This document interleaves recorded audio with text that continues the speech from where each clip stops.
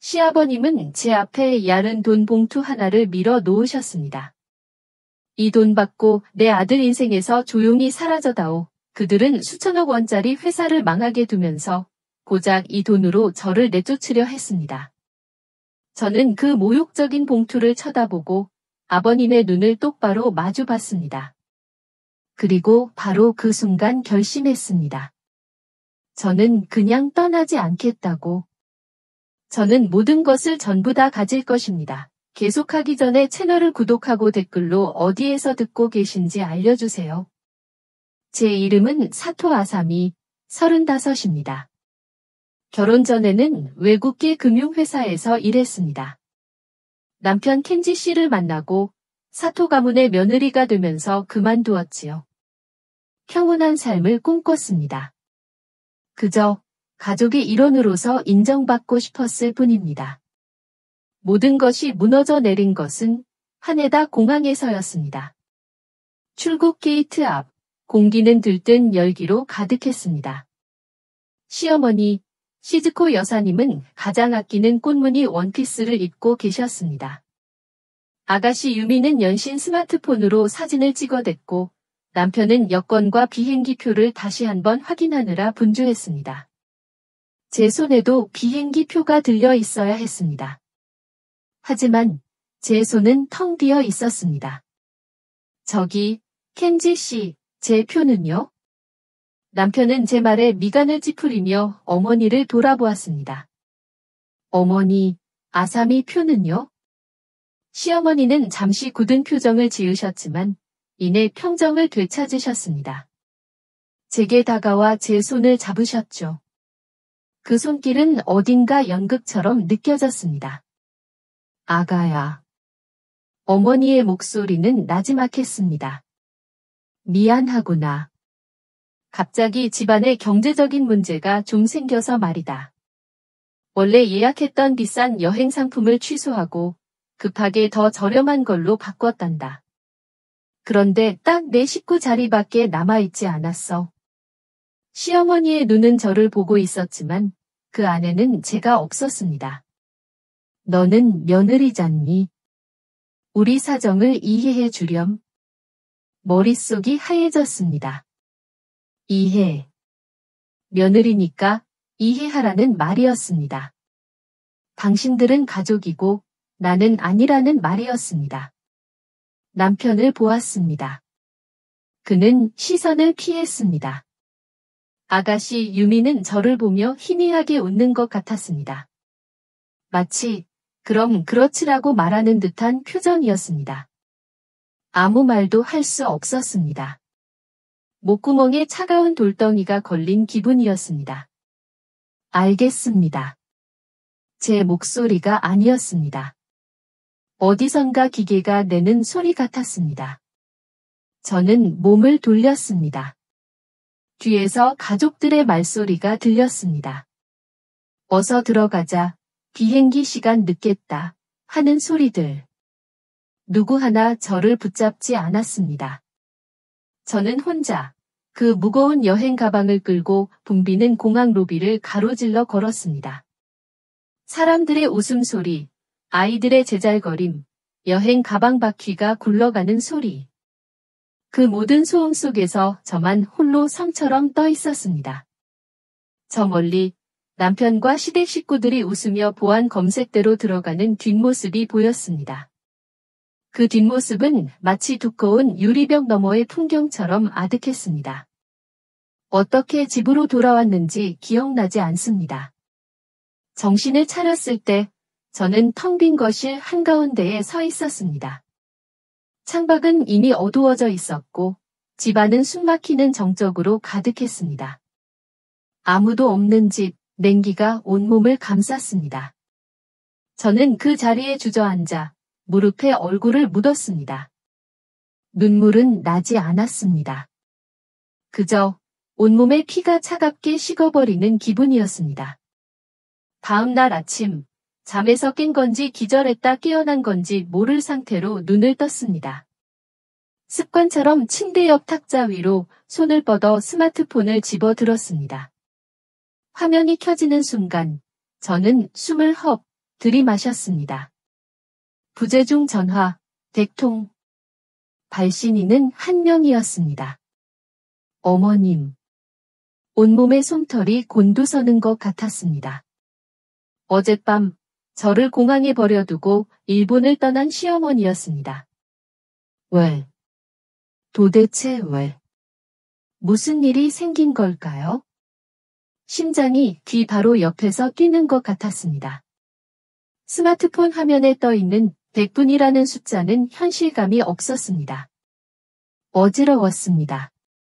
잠시 눈을 감고 깊게 숨을 들이마셨습니다. 감정에 휩쓸리면 안 된다. 저는 속으로 되뇌었습니다. 지금은 냉정해져야 할 때다.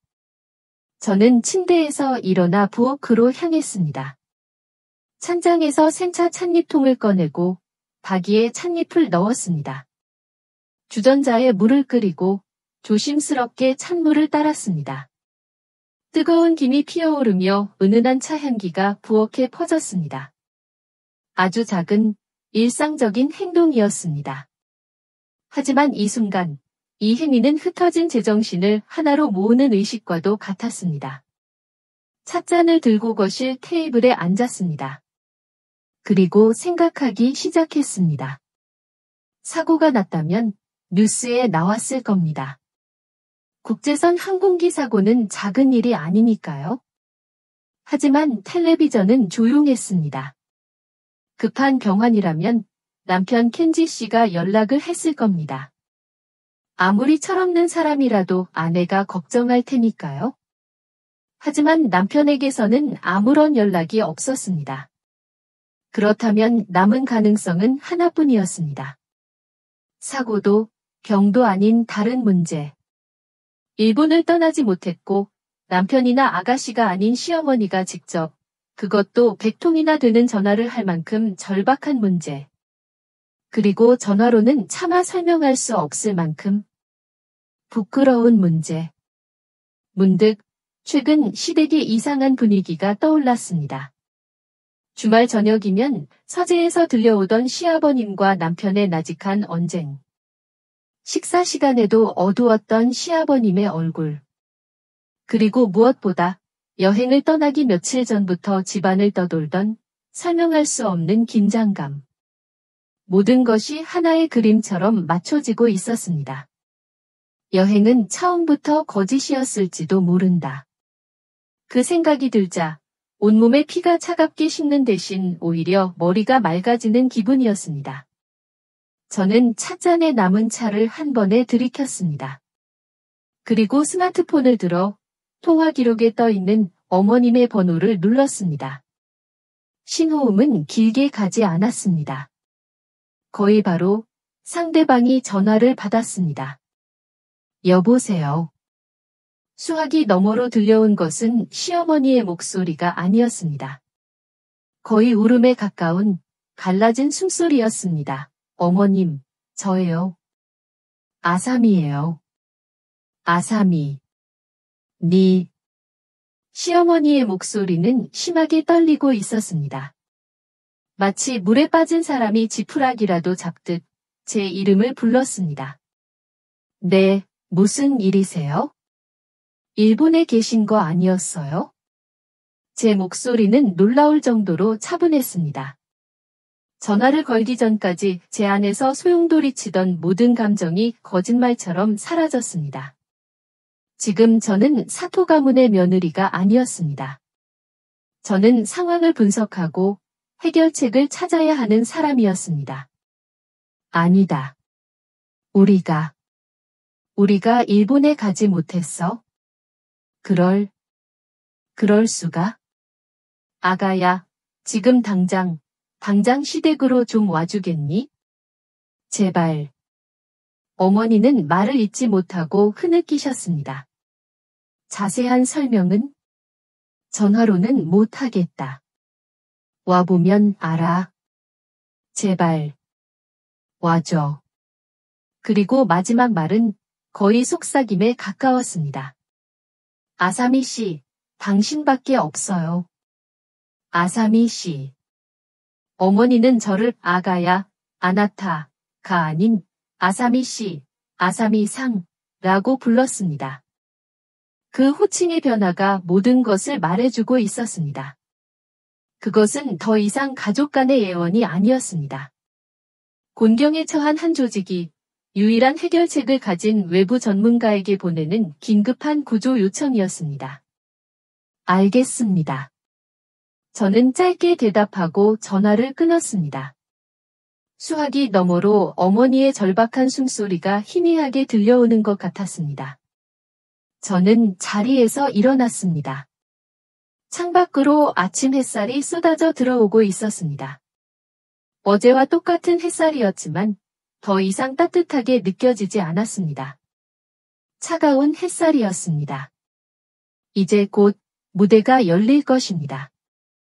그리고 그 무대의 주인공은 어제 공항에서 버려졌던 바로 저였습니다.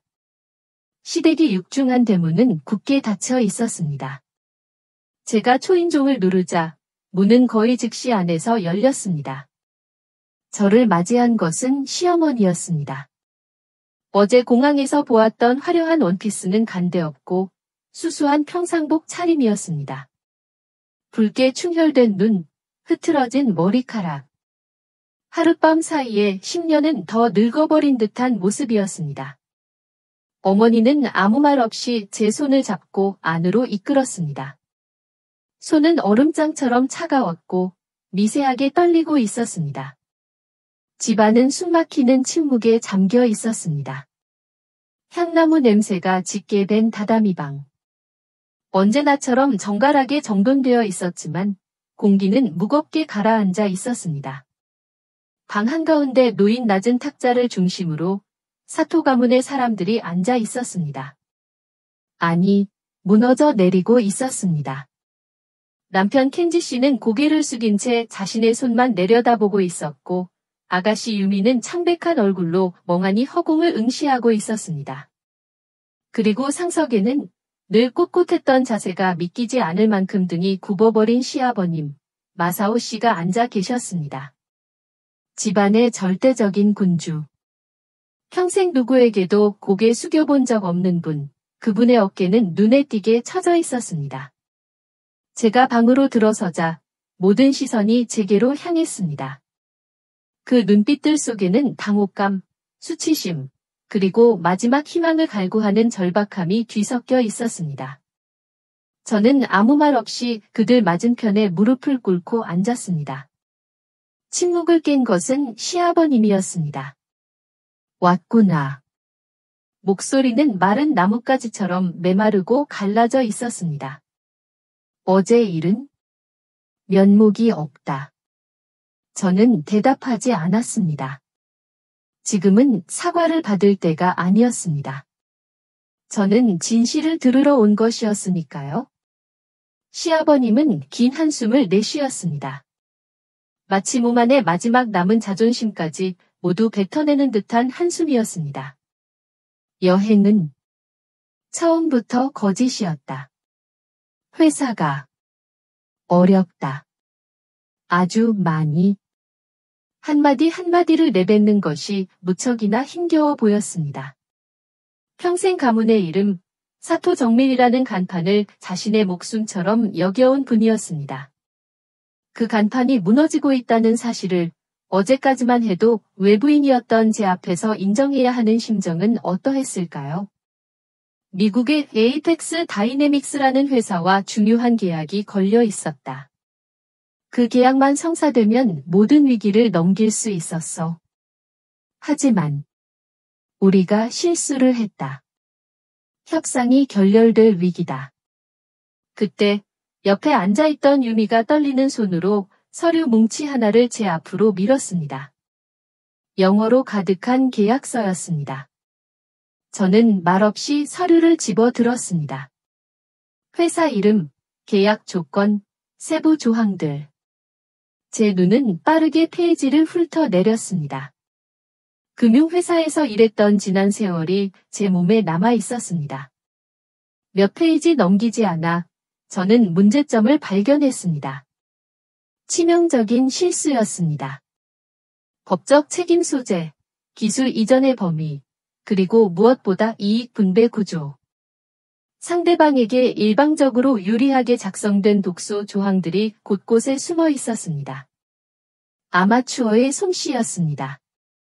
자존심만 내세우다 실리는 모두 내어준 꼴이었습니다. 저는 서류에서 눈을 떼고 시아버님을 보았습니다. 이 계약서 누가 검토했습니까? 제 목소리는 차갑게 울렸습니다. 내가 했다. 켄지와 함께.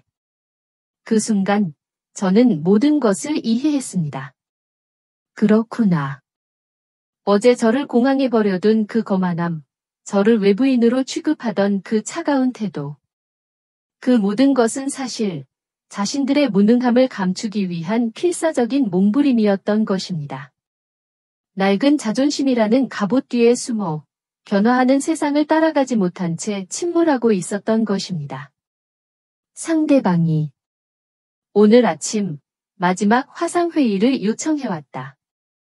시아버님의 목소리가 절망적으로 떨렸습니다. 1시간 뒤다. 이게 마지막 기회야. 하지만 우리 힘으로는 이제 어쩔 도리가 없다. 방 안에는 다시 침묵이 흘렀습니다. 모두의 시선이 다시 제게로 쏠렸습니다. 그 눈빛은 이제 명확한 하나의 메시지를 담고 있었습니다. 우리를 구해줘. 그 순간 시아버님이 상석에서 내려와 제 앞에 다다미 바닥에 이마가 닿을 듯 깊이 고개를 숙였습니다. 사토 가문의 수장이 평생 군림해온 그 사람이 제 앞에서 무너져 내리고 있었습니다. 사토 가문의 미래가 너에게 달려있다. 부탁한다. 진실은 제가 상상했던 어떤 거짓말보다도 더 씁쓸했습니다. 한 가문 전체가 바로 어제 공항에 버려졌던 며느리 앞에서 고개를 숙이고 있었습니다. 만약 여러분이 제 상황이었다면 어떻게 하셨겠습니까? 여러분의 생각을 아래 댓글로 남겨주세요. 그리고 이 이야기가 여러분의 마음에 와닿았다면 채널 구독과 알림 설정을 통해 다음 이야기를 놓치지 마세요. 여러분의 응원이 이 이야기를 계속해 나갈 가장 큰 힘이 됩니다. 시아버님의 숙인 등 위로 세월의 무게가 먼지처럼 내려앉아 있었습니다. 방 안의 공기는 너무나 무거워 숨쉬기조차 힘들었습니다. 시어머니는 손으로 입을 막은 채 흐느끼고 있었고 남편과 아가씨는 차마 고개조차 들지 못했습니다. 저는 그 모습을 조용히 내려다보았습니다. 동정심은 들지 않았습니다. 연민도 아니었습니다. 제 마음속에서 차갑게 끓어오르는 것은 오히려 맑고 투명한 분노였습니다. 그리고 그 분노는 저를 놀라울 정도로 침착하게 만들었습니다. 저는 천천히 자리에서 일어났습니다. 그리고 비어있는 상석, 언제나 시아버님만이 앉을 수 있었던 그 자리에 가서 앉았습니다. 탁자를 사이에 두고 이제 저는 고개를 숙인 시아버님을 정면으로 마주하게 되었습니다. 모두의 시선이 제게로 꽂혔습니다. 그들의 눈에는 경악과 불신이 서려 있었습니다. 저는 입을 열었습니다. 제 목소리는 낮고 건조했습니다. 마치 법정에서 변호사가 조항을 낭독하듯. 일어나세요, 아버님. 시아버님은 천천히 고개를 들었습니다. 제 눈과 마주쳤습니다. 저는 그 눈을 피하지 않았습니다. 제가 돕겠습니다.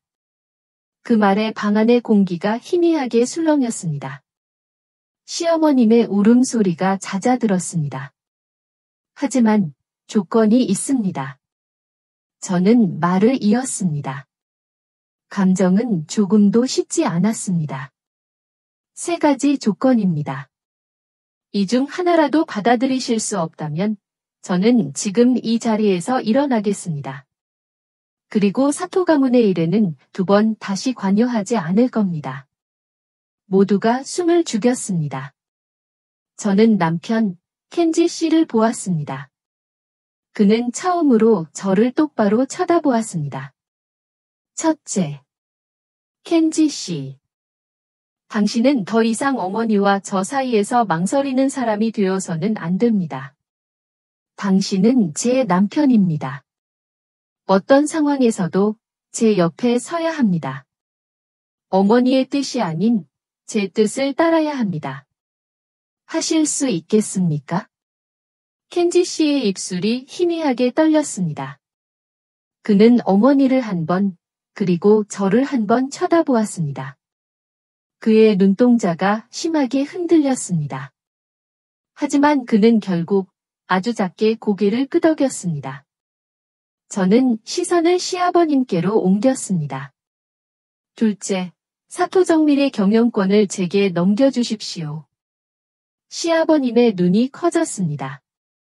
시어머니가 외치듯 말했습니다. 아가야, 그게 무슨 말이니? 회사는. 저는 어머니의 말을 잘랐습니다. 제 목소리는 칼날처럼 차가웠습니다. 어머님, 지금은 감상에 젖어 있을 시간이 없습니다. 시어머니는 입을 다물었습니다. 저는 다시 시아버님을 보았습니다. 저는 사토 가문의 며느리로서가 아니라 위기관리 전문가로서 회사를 살리겠습니다. 아버님과 켄지 씨는 명예직 고문으로 물러나 주십시오. 앞으로 회사의 모든 운영과 결정은 전적으로 제가 책임지고 판단합니다. 이것은 복수가 아니었습니다. 이것은 문제의 근원을 제거하는 외과 수술이었습니다. 무능한 경영, 낡은 자존심, 시대착오적인 가부장제. 그 모든 것을 도려내는 것이었습니다. 마지막으로 저는 방 안에 있는 모두를 천천히 둘러보았습니다. 셋째, 이 집의 소유권을 제 명의로 이전해 주십시오. 이번에는 모두가 충격에 빠진 듯했습니다. 아가씨 유미가 거의 비명에 가까운 소리를 냈습니다. 언니, 이건 너무. 저는 유미를 보며 말했습니다. 아가씨, 저는 이 집을 빼앗으려는 게 아닙니다. 이 집을 지키려는 겁니다. 다시는 누구도 독단적인 판단으로, 잘못된 결정으로 이 가족의 터전을 위협에 빠뜨리는 일이 없도록 하기 위한 최소한의 안전장치입니다. 방 안에는 무거운 침묵만이 흘렀습니다. 시간은 멈춘 듯했습니다. 저는 말없이 그들의 결정을 기다렸습니다. 제 손바닥에 희미하게 땀이 배어 나왔지만 표정은 바꾸지 않았습니다. 가장 먼저 움직인 것은 시아버님이었습니다. 그는 천천히, 아주 천천히 고개를 끄덕였습니다. 그의 눈은 패배감으로 가득 차 있었지만 동시에 일말의 안도감도 서려 있는 듯했습니다. 시아버님이 고개를 끄덕이자 시어머니도, 켄지 씨도, 유미도 마치 전염이라도 된 것처럼 차례로 고개를 끄덕였습니다. 저항할 힘도 다른 선택지도 없다는 것을 깨달은 사람들의 조용한 항복이었습니다. 그 순간 저는 알 수 있었습니다. 사토 가문의 권력은 바로 이 다다미 방 안에서 조용히, 그러나 완전하게 제게로 넘어왔습니다. 모두의 동의가 떨어지자마자 저는 자리에서 일어났습니다. 더 이상 머뭇거릴 시간은 없었습니다. 남은 시간은 채 1시간도 되지 않았습니다. 아버님, 서재를 쓰겠습니다. 제 말은 질문이 아니었습니다. 통보였습니다. 최근 3년치 재무제표, 그리고 에이펙스 다이내믹스와 주고받은 모든 이메일과 회의록, 지금 당장 가져다 주세요. 저는 곧장 시아버님의 서재로 향했습니다. 묵직한 나무 책상과 벽을 가득 메운 책장. 언제나 권위의 상징처럼 느껴졌던 그 공간은 이제 저의 전쟁 지휘본부가 되었습니다. 저는 노트북 컴퓨터를 켜고 책상 중앙에 놓았습니다. 잠시 후 남편과 시아버님이 서류 더미를 안고 들어왔습니다. 먼지 쌓인 장부와 출력된 이메일 뭉치들이 책상 위에 산처럼 쌓였습니다. 나가 계세요. 저는 서류 뭉치를 향해 손을 뻗으며 말했습니다. 두 사람은 잠시 머뭇거리다 말없이 서재를 나갔습니다. 닫힌 문 밖으로 그들의 불안한 기척이 느껴졌습니다. 그 순간부터 저는 사토 가문의 며느리가 아니었습니다. 저는 다시 아사미가 되었습니다. 숫자로 가득한 보고서의 행간을 읽고 복잡한 계약서의 함정을 파헤치고 냉혹한 비즈니스의 세계에서 살아남아야 했던 바로 그 아사미였습니다. 손가락이 빠르게 움직였습니다. 재무제표의 숫자들이 머릿속에서 살아 움직이며 회사의 약점을 드러냈습니다.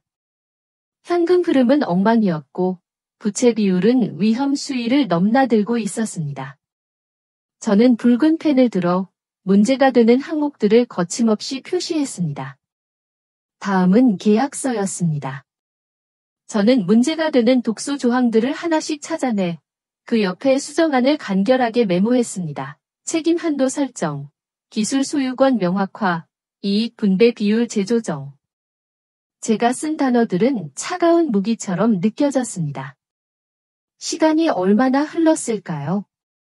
누군가 조심스럽게 문을 두드렸습니다. 남편 켄지 씨였습니다.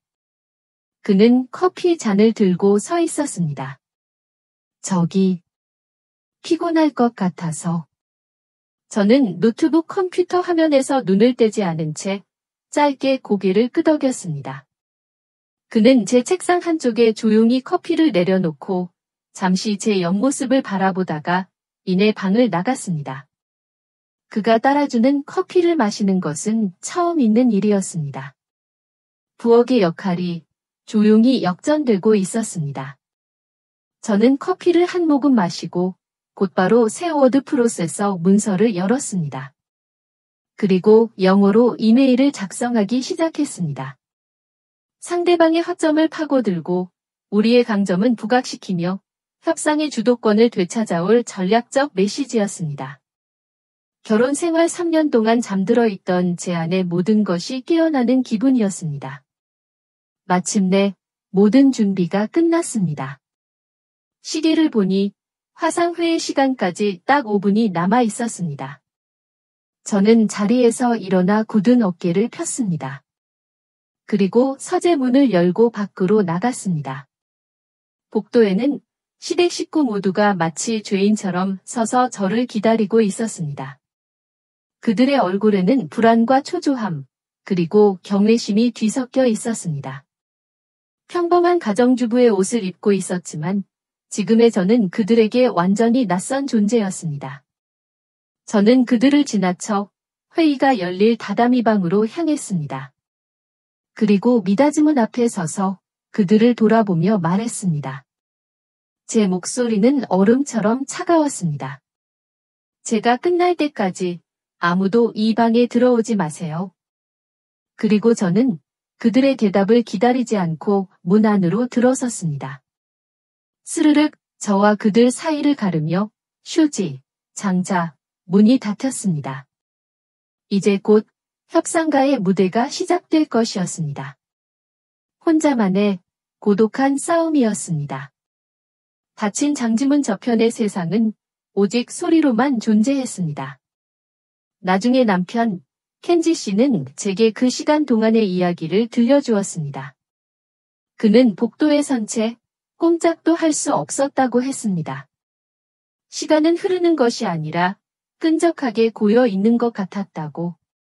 거실 벽에 걸린 낡은 괴종시계의 초침 소리만이 유일하게 살아 움직이는 생명체처럼 느껴졌다고 합니다. 똑딱, 똑딱. 그 소리는 마치 사토 가문의 운명을 재는 소리 같았다고 그는 말했습니다. 장지문은 얇은 종이로 만들어져 있었습니다. 하지만 그 얇은 종이 한 장은 세상에서 가장 두꺼운 벽처럼 느껴졌습니다. 문 저편에서는 아주 희미한 소리만이 새어나왔습니다. 그것은 저의 목소리였습니다.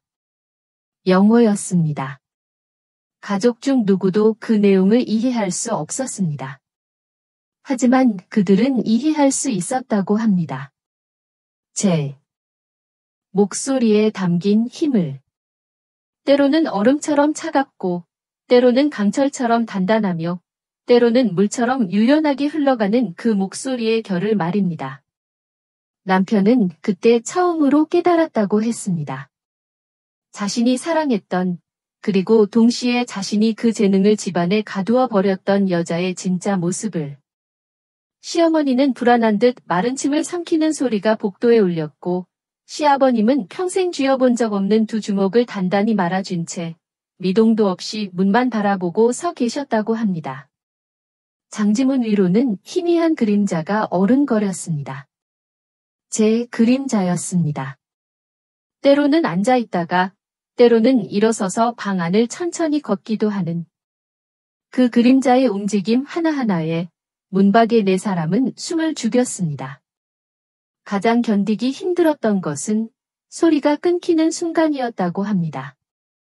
아무런 소리도 들리지 않는 완전한 침묵. 그 침묵 속에서 그들은 최악의 상황을 상상했습니다. 협상이 결렬되는 순간. 모든 것이 끝장나는 순간. 남편은 그 침묵이 너무나 무서워서 차라리 문을 부수고 뛰어들어가고 싶었다고 했습니다. 그렇게 영원할 것 같던 2시간이 흘렀습니다.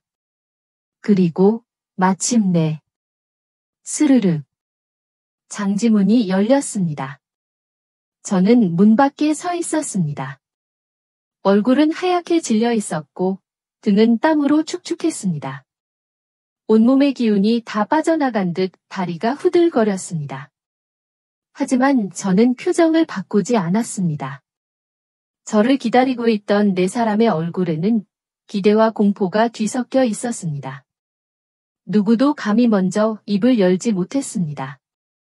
저는 그들을 지나쳐 복도 끝에 있는 부엌으로 향했습니다. 찬장에서 유리컵을 꺼내 정수기에서 찬물을 한가득 따랐습니다. 그리고 그 물을 단숨에 들이켰습니다. 차가운 물이 식도를 타고 내려가며 타들어가던 속을 겨우 진정시켜 주었습니다. 저는 빈 컵을 내려놓고 천천히 몸을 돌렸습니다. 그리고 저를 바라보고 있는 가족들을 향해 아주 담담하게 말했습니다. 단 한 문장이었습니다. 계약은 성사되었습니다. 그 순간 시어머니의 얼굴이 무너져 내렸습니다. 그녀는 거의 반사적으로 제게 달려와 제 손을 잡으려 했습니다. 하지만 제 앞에 다가오던 그녀의 발걸음이 딱 한 뼘의 거리를 남겨두고 우뚝 멈추었습니다. 그녀는 깨달은 것입니다. 저와 그녀 사이에 이제는 결코 넘을 수 없는 투명한 벽이 생겨났다는 것을. 시어머니는 잡으려던 손을 어색하게 거두었습니다.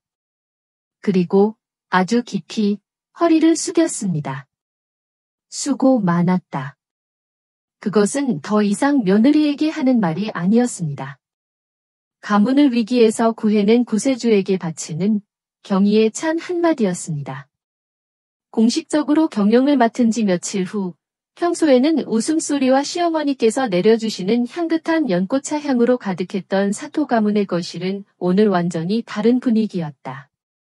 아침 9시에 첫 가족 회의를 위해 모두 모이도록 했다. 이 용어는 내가 의도적으로 택한 것이었고 어쩌면 나만 알아들을 수 있는 미묘한 아이러니였다. 가족 회의가 아니라 내가 임기 중 처음으로 갖는 이사회였기 때문이다. 공간은 내 취향에 맞춰 재배치되었다. 낮은 오칠 나무 티테이블은 하인들에게 회사 사무실에서 가져오라고 한 긴 직사각형 회의 테이블로 바뀌었다. 모든 것이 차갑고 엄숙한 분위기를 풍겼다. 차도 케이크도 없이 정수된 물 한 병과 정갈하게 놓인 유리잔 4개만 있었다. 나는 마지막으로 방에 들어갔다. 시아버지, 시어머니, 그리고 남편 켄지가 이미 기다리고 있었다. 그들의 시선이 나를 향했다. 호기심과 걱정, 그리고 약간의 숨길 수 없는 분노가 뒤섞인 복잡한 눈빛이었다. 나는 잿빛 비즈니스 정장을 입고 있었고 머리는 목덜미까지 깔끔하게 묶었으며 화장은 가볍게 했지만 전문가다운 거리를 만들어낼 만큼은 했다. 나는 가벼운 인사도 없이 곧장 상석으로 향했다. 가장 격식 있는 자리, 즉 가미자, 상좌, 자리였다. 이 자리는 시아버지, 가문의 기둥이자 수십 년간 이 집에서 최고 권력을 쥐고 있던 시아버지를 위해 항상 예약되어 있던 자리였다. 나는 주저없이 자연스럽게 그 자리에 앉았고 그 순간 말없이 첫 번째 선언을 했다. 낡은 질서는 끝났다. 방 안에 무거운 침묵이 흘렀다.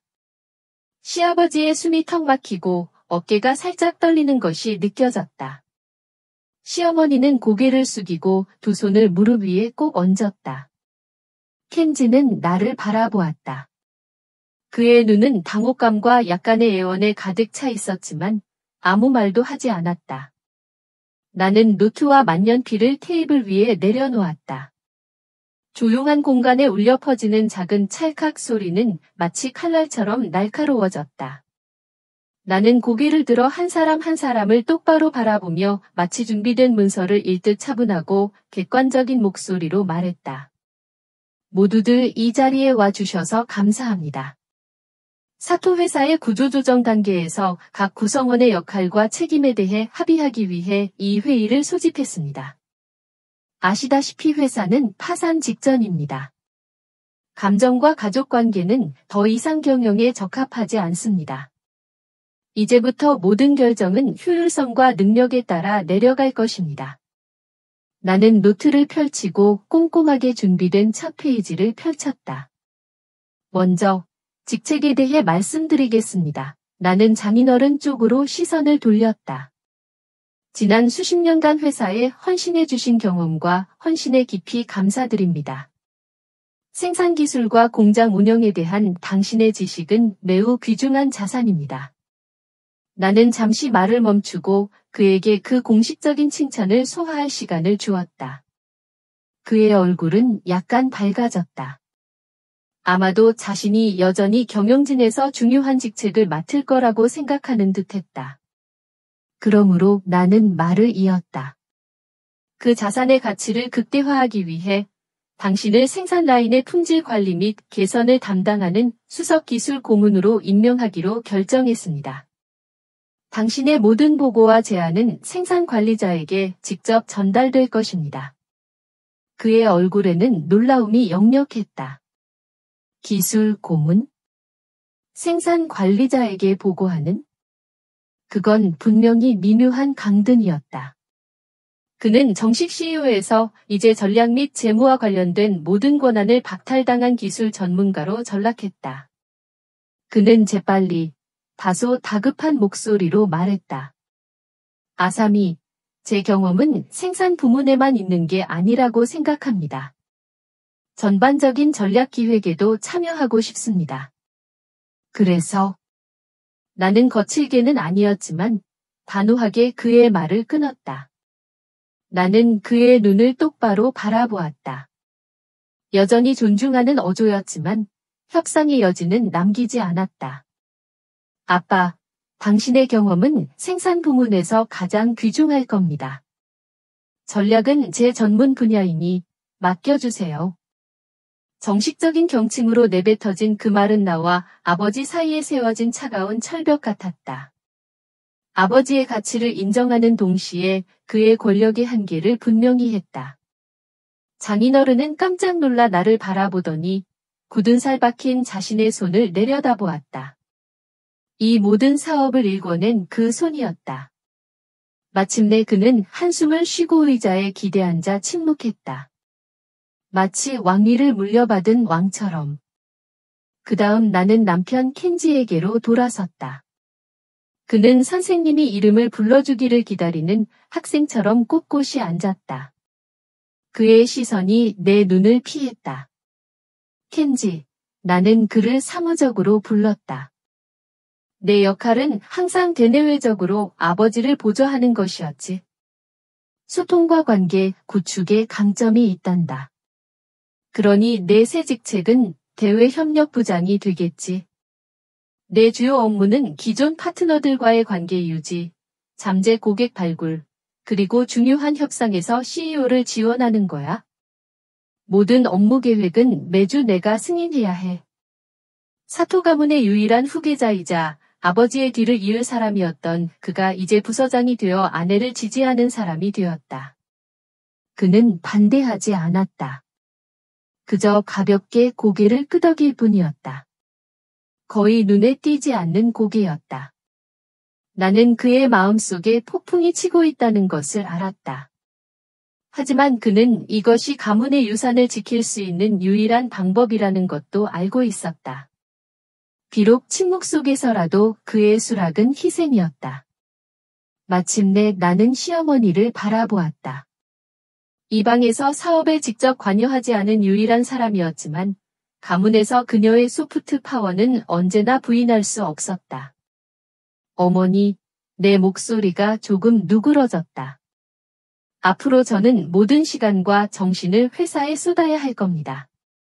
집에 늦게 들어오고 예상치 못한 출장도 가야 할 테니까요. 회사의 성공은 CEO가 모든 노력을 집중할 수 있느냐에 크게 달려 있습니다. 어머니는 약간 어리둥절한 눈빛으로 나를 올려다보았다. 그러니 가정지원관리자 역할을 맡아주셨으면 좋겠습니다. 식사부터 청소, 집안일, 가족 내외부 업무까지 집안일이 순조롭게 돌아가도록 관리해 주셔야 제가 마음 편히 일할 수 있습니다. 완벽한 마무리였다. 시어머니, 가정의 가장이라는 역할을 하나의 직함, 위임된 일로 바꿔버린 것이다. 어머니의 권한을 이 집안에서만 제한하고 제 커리어를 뒷받침하는 일로 만들어버린 것이다. 어머니는 아무 말도 하지 않았다. 다만 눈가가 살짝 붉어질 뿐이었다. 방 안의 분위기는 극도로 숨막힐 듯 답답해졌다. 내가 만들려고 애썼던 전문성과 질서는 두꺼운 얼음층으로 변해 가족의 모든 감정을 질식시켰다. 사토 가문의 구성원들은 이제는 내부화가 된 그들은 그곳에 앉아 묵묵히 새로운 역할을 받아들이고 있었다. 그들은 겸손에 대한 첫 번째 교훈을 얻었고 그 교훈은 자신의 권력과 지위로 대가를 치렀다. 나는 노트를 닫았다. 회의는 여기서 끝납니다. 내일부터는 모두 새로운 역할에 따라 업무를 시작해야 합니다. 자세한 업무 설명은 오늘 업무가 끝날 때까지 각자에게 전달될 것입니다. 나는 다른 사람을 보지 않고 일어서서 방을 나갔다. 내 뒤에서는 아무 소리도 들리지 않았다. 무너진 질서와 불확실한 미래의 고요만이 감돌았다. 사토 가문의 옛 질서는 무너졌다. 계급이 아닌 능력에 기반한 새로운 질서가 수립되고 있었다. 하지만 다른 사람들의 손에 쥐어진 권력이 과연 평화를 가져올까? 아직 듣고 계시다면 아래 댓글 샵원로 저를 도와주세요. 이 여정 내내 저와 함께하는 친구들이 여전히 있다는 것을 알 수 있도록요. 여러분의 참여는 제가 사토 가족 이야기의 마지막 부분을 계속 들려드릴 수 있는 가장 큰 힘이 됩니다. 내가 사토 제작소의 경영을 맡은 후 몇 달의 시간이 흘렀다. 살얼음판을 걷는 듯 위태롭던 회사는 기적적으로 회복의 기미를 보이기 시작했다. 강도 높은 구조조정과 새로운 영업 전략은 조금씩 성과를 내고 있었고 매일 아침 내가 확인하는 재무보고서의 숫자들은 절망의 검은색에서 희망의 파란색으로 서서히 바뀌어 가고 있었다. 집안의 공기도 변했다. 더 이상 과거의 따뜻하고 정겨운 가족의 모습은 찾아보기 힘들었다. 대신 그 자리에는 차갑고 효율적인 질서가 자리 잡았다. 아버님은 기술 고문으로서 묵묵히 자신의 역할에만 충실하셨고 어머님은 가정 후방 총괄이라는 이름 아래 집안일을 돌보셨다. 그리고 내 남편 켄지 씨는 대외 협력 부장으로서 나의 가장 가까운 곳에서 나를 보좌했다. 우리는 마치 잘 짜인 각본 위의 배우들처럼 각자의 역할을 연기했다. 불만도 원망도 입 밖으로 내는 사람은 없었다. 하지만 평온한 수면 아래에서는 보이지 않는 물결이 일렁이고 있음을 나는 느끼고 있었다. 그 미세한 파동의 진원지는 바로 어머님, 시즈코 여사였다. 어머님은 더 이상 내게 직접적으로 무언가를 말하지 않았다. 하지만 그녀의 모든 행동에는 날카로운 가시가 숨어 있었다. 식사 때면 일부러 내게는 차가운 찻잔을 건네고 켄지 씨에게는 김이 모락모락 나는 찻잔을 건네는 식이었다. 아주 사소하고 유치한 저항이었지만 나는 그 안에 담긴 의미를 모를 리 없었다. 그것은 너는 이 집안의 이방인이며 내 아들을 빼앗아간 존재라는 무언의 외침이었다. 나는 그 모든 것을 모르는 척했다. 회사를 살리는 것만으로도 내 모든 에너지는 바닥나고 있었다. 가정의 미묘한 감정 싸움에 휘말릴 여유는 없었다. 하지만 나는 어머님의 진짜 목표가 내가 아님을 알고 있었다. 그녀의 화살은 언제나 켄지 씨를 향해 있었다. 그녀는 아들이 자신의 편으로 돌아와 이 비정상적인 상황을 바로잡아 주기를 바라고 있었다. 켄지 씨에게 있어 이것은 가장 큰 충성심의 시험대가 될 터였다. 그는 전통적인 가치관을 대변하는 어머니의 편에 설 것인가, 아니면 회사를 구하고 새로운 질서를 세운 아내의 편에 설 것인가. 결전의 날은 어느 평범한 저녁 식사 자리에서 찾아왔다. 그날따라 식탁에는 무거운 침묵이 감돌았다. 젓가락과 그릇이 부딪히는 소리만이 어색하게 공간을 채우고 있었다. 그때 어머님이 깊은 한숨을 내쉬며 나직이 입을 열었다. 그 목소리는 켄지 씨만을 향해 있었다. 옛날에 내 아버지는 혼자 힘으로 이 모든 걸 일구셨지. 사토 가문의 남자는 언제나 집안의 기둥이었는데 그 말은 마치 잘 벼린 칼처럼 식탁의 공기를 갈랐다. 아버님은 못 들은 척 고개를 숙인 채 식사를 계속하셨지만 굳게 담은 입술이 파르르 떨리는 것을 나는 보았다. 어머님의 말은 단순히 과거에 대한 회상이 아니었다. 그것은 현재 상황에 대한 명백한 비판이자 남편의 권위를 되찾으라는 켄지 씨에 대한 압박이었다. 나는 그 순간 방바로 바깥 복도에서 저녁 식사에 필요한 서류를 챙기러 나왔다가 우연히 그 대화를 듣게 되었다. 발걸음을 멈춘 채 숨을 죽였다. 심장이 세차게 뛰기 시작했다. 지금 내가 방으로 들어간다면 상황은 어색하게 무마될 것이다. 하지만 나는 켄지 씨의 대답을 들어야만 했다. 그의 진심을 확인해야만 했다. 이것은 그가 스스로 넘어야 할 산이었다. 모든 시선이 켄지 씨에게로 쏠렸다. 그의 내면에서 어떤 폭풍이 휘몰아치고 있을지 나는 감히 짐작할 수 없었다. 어머니에 대한 효심, 남성으로서의 자존심, 그리고 아내이자 CEO인 나에 대한 현실적인 판단 사이에서 그는 분명 갈등하고 있을 터였다. 몇 초의 시간이 몇 시간처럼 길게 느껴졌다. 그때였다. 켄지 씨는 조용히 젓가락을 내려놓았다. 그 작은 소리가 방 안의 모든 소음을 압도했다. 그는 고개를 들어 흔들림 없는 눈빛으로 어머니를 똑바로 쳐다보며 말했다. 그의 목소리는 놀라울 정도로 차분하고 단호했다. 모시 대변, 시사 구 아사미, 복 역할 피녀지. 어머님, 시대는 변했습니다. 그리고 그때 우리를 구한 건 아사미입니다. 제 역할은 아사미를 돕는 것입니다. 그의 말 한마디 한마디는 망치가 되어 낡은 가치관의 벽을 부수는 듯했다. 시대는 변했다는 말은 과거에 얽매여 있는 어머니에 대한 반박이었고, 우리를 구한 건 아사미라는 말은 나의 공로에 대한 명백한 인정이었다. 그리고 마지막으로 내 역할은 그녀를 돕는 것이라는 선언은 그가 가문의 후계자라는 낡은 허물을 벗고 나의 파트너로서 자신의 새로운 정체성을 받아들였음을 의미하는 것이었다. 어머님의 얼굴이 하얗게 굳어졌다. 더 이상 아무 말도 하지 못했다. 그것은 그녀의 마지막 시도가 완전히 실패했음을 의미했다. 사토 가문을 지배해온 낡은 질서는 그 순간 켄지 씨 자신의 입으로 종언을 고했다. 나는 조용히 심호흡을 하고 아무것도 듣지 못한 척 태연한 표정으로 방에 들어섰다. 죄송해요. 회사에서 확인할 서류가 있어서 잠시. 무슨 이야기하고 계셨어요?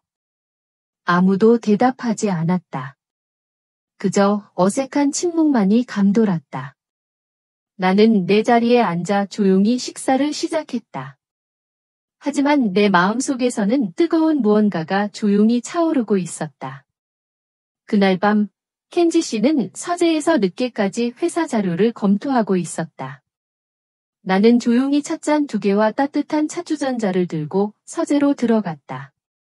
놀란 눈으로 나를 쳐다보는 그의 앞에 앉아 나는 말없이 그의 찻잔에 정성껏 차를 따랐다. 우리가 결혼하고, 아니, 내가 이 회사의 CEO가 된 이후로 내가 먼저 그에게 차를 따라준 것은 처음 있는 일이었다. 그는 아무 말 없이 김이 피어오르는 찻잔을 바라보았다. 작은 행동이었지만 그 안에는 내가 전하고 싶은 모든 말이 담겨 있었다. 그것은 단순한 남편에 대한 감사를 넘어 나의 가장 든든한 동반자에 대한 깊은 신뢰와 존중의 표현이었다.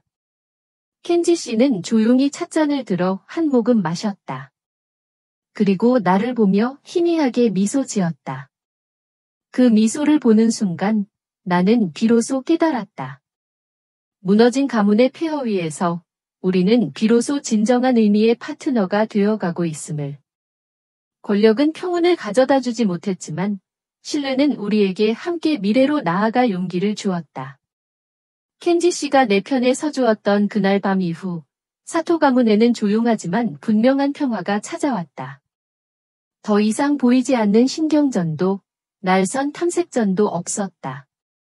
우리는 비로소 하나의 목표, 즉 사토 제작소의 재건을 향해 나아가는 한 팀이 되었다. 시간은 묵묵히 흘러 계절이 2번 바뀌었고 회사는 거짓말처럼 완벽한 안정을 되찾았다. 한때는 매일같이 나를 짓누르던 파산의 공포는 아득한 옛일처럼 느껴졌다. 그러던 어느 가을 저녁이었다. 온 가족이 모여 조용히 저녁 식사를 마친 후 아버님께서 나를 나직이 부르셨다. 아사미, 잠시 내 서재로 와주겠니?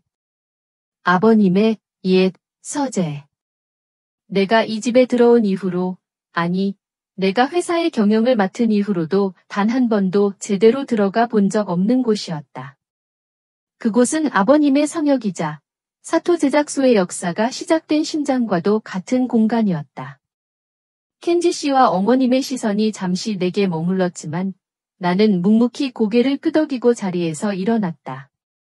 서재의 문을 열자 오래된 나무와 잉크, 그리고 희미한 기계 기름 냄새가 섞여 훅 끼쳐왔다. 그것은 한 사람의 인생이 고스란히 녹아있는 냄새였다. 방 안은 어둡고 고요했다. 벽면을 가득 채운 책장에는 손때 묻은 전문 서적들이 빽빽하게 꽂혀 있었고 창가에는 낡은 제도판이 세워져 있었다. 아버님은 방 중앙에 놓인 육중한 원목 책상에 앉아 나를 기다리고 계셨다.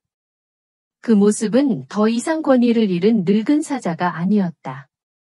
자신의 모든 것을 이루고 이제는 평온하게 지난 날을 돌아보는 현자의 모습에 가까웠다. 앉거라.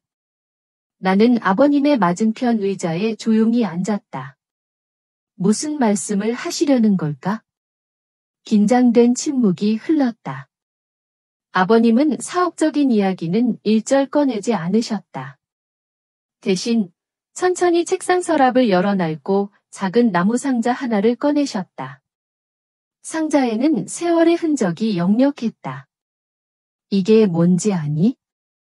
아버님은 상자를 열어 그 안에 든 것을 내게 보여주셨다. 손때가 반질반질하게 묻어있는 낡은 금속 측정기, 노기스였다. 최신 디지털 측정기에 비하면 투박하기 짝이 없는 구식 도구였다. 내가 맨손으로 공장을 세우고 가장 처음 내 돈으로 산 공구란다. 밤을 새워가며 도면을 그리고 이 녀석으로 수천 번을 재어가며 첫 제품을 만들었지. 0.01mm의 오차도 용납하지 않겠다는 내 고집, 사토 제작소의 정밀함에 대한 호는 바로 이 녀석에게서 시작된 게다. 아버님의 목소리는 담담했지만 그 안에는 깊은 회한과 자부심이 뒤섞여 있었다. 그는 달아빠진 노기스를 마치 살아있는 생명체처럼 부드럽게 어루만졌다. 나는 아무 말 없이 그 모습을 바라보았다. 단순한 쇠붙이가 아니었다. 그것은 한 남자의 청춘이자 꿈이며 인생 그 자체였다. 한참 동안 침묵이 흐른 뒤 아버님은 누기스를 상자에 다시 넣고는 나를 똑바로 바라보셨다. 그 눈빛은 내가 이 집에서 처음 보는 깊고 온화한 눈빛이었다. 건사 도사? 간위. 회사 혼리해전. 나는 줄곧 이것을 켄지에게 물려줘야 한다고 생각했다. 하지만 내가 틀렸더구나. 이 회사의 혼을 진정으로 이해할 수 있는 사람은 너밖에 없다. 그 말을 듣는 순간 내 심장이 쿵 하고 내려앉았다. 복수를 위해, 나 자신을 증명하기 위해 달려왔던 지난 시간들이 주마등처럼 스쳐 지나갔다. 나는 언제나 이방인이었고 침입자였다. 하지만 지금 이 순간, 이 집안의 가장 큰 어른으로부터 나는 비로소 진정한 후계자로 인정받고 있었다. 아버님은 책상의 더 깊숙한 곳에서 이번에는 비단으로 감싸인 묵직한 무언가를 꺼내셨다. 조심스럽게 비단을 풀자 그 안에서 정교하게 조각된 흑단목 인감, 이 모습을 드러냈다. 단순한 회사법인 인감이 아니었다. 사토 가문의 당주에게만 대대로 전해져 내려오는 가문의 상징 그 자체였다. 아버님은 자리에서 일어나 내 앞으로 다가오셨다. 그리고는 내 손을 들어 그 차갑고 묵직한 인감을 내 손바닥 위에 올려주셨다. 이제부터 사토 가문은 내게 맡기마. 손바닥에 전해지는 묵직하고 차가운 감촉. 그것은 단순히 인감의 무게가 아니었다. 한 가문의 역사와 미래, 그리고 그 안에 속한 모든 사람의 인생의 무게였다. 오랫동안 나를 불태우던 복수심은 이미 온데간데 없었다. 그 빈자리에는 이제 무엇으로도 대신할 수 없는 무거운 책임감과 함께 태어나서 처음 느껴보는 따뜻한 소속감이 차오르고 있었다. 조건 없는 신뢰, 혈연을 뛰어넘은 인정. 그것은 내가 그토록 갈망했지만 가질 수 없었던 것이었다. 목이 메어왔다. 나는 아무 말도 할 수 없었다. 그저 아버님을 향해 천천히, 그리고 깊이 고개를 숙였다. 이번에는 의무감이나 전략적인 계산 때문이 아니었다. 내 모든 것을 바쳐 지켜낸 유산을 기꺼이 내게 넘겨준 한 남자를 향한 마음 깊은 곳에서 우러나오는 진정한 존경의 표시였다. 창밖으로 스며드는 희미한 달빛이 아버님의 하얗게 센 머리카락과 내 손안에 들린 검은 인감을 고요히 비추고 있었다. 그렇게 사토 가문의 길고 길었던 밤은 끝나고 새로운 아침이 밝아오고 있었다. 그로부터 다시 1년의 시간이 흘렀다. 내가 사토 제작소의 회장으로 취임한 후 회사는 놀라운 속도로 성장 가도를 달렸다. 우리는 낡은 기술을 과감히 버리고 새로운 시장을 개척했으며 사토 정밀이라는 이름은 이제 업계에서 신뢰와 혁신의 상징이 되었다. 잿더미 속에서 피어난 불사조처럼 사토 가문은 과거 그 어느 때보다도 찬란하게 빛나고 있었다. 그리고 마침내 우리에게는 진짜 평온이 찾아왔다. 더 이상 서로의 눈치를 보거나 계산하지 않는 있는 그대로의 모습을 보여줄 수 있는 그런 평화 말이다. 그래서 나는 결심했다. 우리 가족에게 진짜 여행을 선물하기로. 목적지는 광활한 대지가 펼쳐진 홋카이도. 과거의 허울뿐인 과시가 아닌 서로를 위한 진정한 휴식을 위한 여행이었다. 다시 찾은 공항의 풍경은 1년 전과 놀랍도록 닮아 있었지만 그 안에 우리는 180도 달라져 있었다. 북적이는 인파 속에서 우리 가족은 이상할 정도로 평온한 모습이었다. 그 중심에는 내가 서 있었다. 내 손에는 우리 가족 모두의 여권과 비행기 티켓이 들려 있었다. 나는 한 명 한 명의 이름을 부르며 티켓을 나눠주었다. 휠체어에 앉아 계신 아버님은 예전의 근엄함 대신 인자하고 만족스러운 미소를 띤 채 묵묵히 나를 바라보고 계셨다. 내 옆에 선 남편 켄지 씨는 말없이 우리 가족의 모든 짐가방을 챙기고 있었다. 그의 등은 그 어느 때보다 넓고 든든해 보였다. 어머님, 여기요. 내 마지막 차례는 어머님이었다. 나는 웃으며 어머님께 티켓을 건넸다. 어머님은 예전처럼 불안한 눈빛으로 주변을 살피는 대신 가방에서 손수 만든 간식을 꺼내며 아이처럼 설레는 표정을 짓고 있었다. 어머님은 티켓을 받아들고는 장난기 가득한 눈으로 나를 보며 말했다. 사장. 고마워요, 사장님. 그 말을 듣는 순간 우리 둘은 동시에 웃음을 터뜨렸다. 더 이상 그 호칭에는 가시돋친 경계심이나 미묘한 권력 다툼이 없었다. 오직 따뜻한 농담과 서로에 대한 깊은 인정만이 담겨 있을 뿐이었다. 공항에 붐비는 인파와 비행기의 소음 속에서 나는 문득 지난 시간들을 돌아보았다. 이 짧고도 긴 싸움을 통해 우리 가족은, 그리고 나 자신은 무엇을 배웠을까? 우리 어머님은 배우셨다. 한 가문의 체면이란 화려한 여행으로 세워지는 것이 아니라 고통스러운 진실이라도 마주할 수 있는 용기에 있다는 것을. 그리고 자식의 가치는 어깨에 걸친 직함으로 매겨지는 것이 아니라 그 자신의 고유한 품격과 능력으로 빛난다는 사실을 말이다. 내 남편 켄지 씨는 깨달았다. 부당함 앞에서의 침묵은 때로 가장 잔인한 폭언보다 더 깊은 상처를 남긴다는 것을.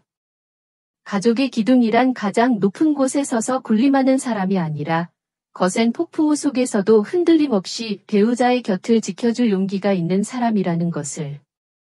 그리고 나 자신은 나는 이 세상의 가장 혹독한 진리를 배웠다. 이 세상에서 품격이란 결코 남이 거저주는 것이 아니라 자기 자신이 피땀으로 쟁취해야만 하는 것이라는 사실을. 그리고 세상에서 가장 달콤한 복수는 상대를 파괴하는 것이 아니라 내가 멸시받았던 바로 그 자리에서 누구도 무너뜨릴 수 없는 제국을 건설하는 것임을. 나를 얕보던 그들이 결국 나 없이는 살아갈 수 없게 만드는 것, 그것이 바로 가장 완벽한 승리라는 것을. 홋카이도행 비행기 탑승을 시작하겠습니다. 안내 방송이 흘러나오자 나는 생각의 실을 끊고 가족들을 돌아보았다. 아버님, 어머님, 그리고 내 곁을 든든히 지키고 있는 남편. 이제 이들은 나에게 그저 시댁 식구가 아니었다. 나의 진짜 가족이었다. 나는 모두를 향해 환하게 웃어 보였다. 손바닥 안에 티켓이 따뜻하게 느껴졌다. 이제 우리의 진짜 여행이 시작된다. 사토 가문의 이야기는 여기서 막을 내립니다. 여러분은 주인공 아사미의 선택에 대해 어떻게 생각하시나요? 만약 당신이 그녀의 입장이었다면 다른 결정을 내렸을까요? 여러분의 소중한 생각을 댓글로 남겨주세요. 저는 모든 댓글을 하나하나 정성껏 읽어본답니다. 이 이야기가 마음에 울림을 주었다면 좋아요를 눌러주시고 이 감정을 함께 느끼고 싶은 소중한 사람이 있다면 공유해주세요. 그리고 다음 이야기를 놓치지 않도록 구독과 알림 설정도 잊지 마세요. 그럼 다음 이야기에서 다시 뵙겠습니다. 그리고 누가 알겠어요. 다음번에는 바로 당신의 이야기가 시작될지.